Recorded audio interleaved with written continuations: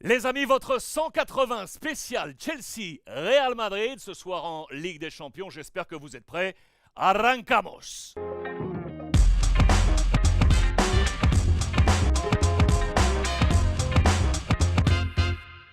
Affichage du chrono, c'est parti. Chelsea peut-il croire au miracle, les amis? Les fans sont furieux. Nouvelle défaite ce week-end, vous le savez, face à Brighton et à domicile. Défaite de buts à 1 pour cette une du Sun. Diabolical, ce jeu de mots avec le patronyme de Todd Boehly, le boss de Chelsea, qui doit, regardez cette photo que je vous ai trouvée, lever la tête pour répondre aux invectives des supporters. Stamford Bridge, devenu a bridge of sighs, le pont des soupirs, et ce visage fermé de Frank Lampard, à peine revenu sur le banc, est déjà sous haute pression. Avec ses chiffres, 14 défaites sur ses 17 derniers matchs en cumulant sa dernière période à Everton, un an à cheval sur 2 saisons, 31 janvier 2022, 23 janvier 2023, souvenez-vous, il remplaçait Rafael Benitez avant d'être à son tour limogé, et quelques semaines plus tard, le 6 avril dernier, revenir donc à Chelsea, d'où il avait déjà été limogé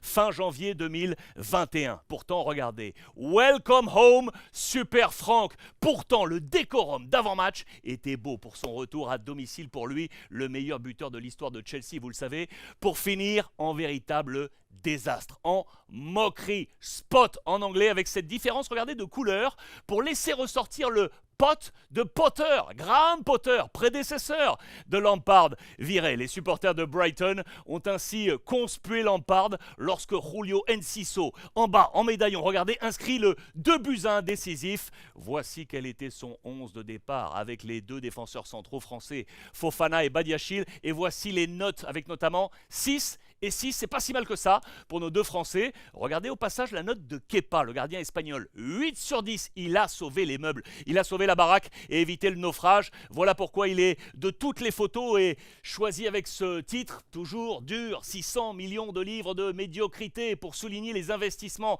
à perte de Chelsea. Kepa, le seul survivant de ce naufrage. Il est d'ailleurs, regardez au passage, dans le 11 type de la semaine de Tony Cascarino dans les colonnes du Times.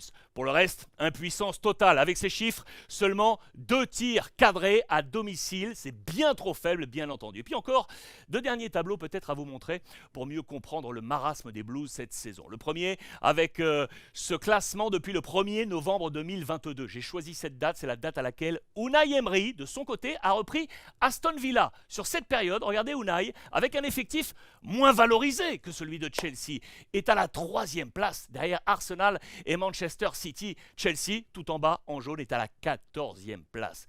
Et puis regardez enfin cette courbe qui dessine le parcours de Chelsea depuis 1994, là où les Blues étaient au plus bas sur les 30 dernières années. 3 propriétaires différents, Ken Bates, Roman Abramovich et Todd Boehly. 5 titres de champion au plus haut avec ses points bleus, et puis ce dernier point à droite pour peut-être finir ainsi au plus bas depuis 30 ans.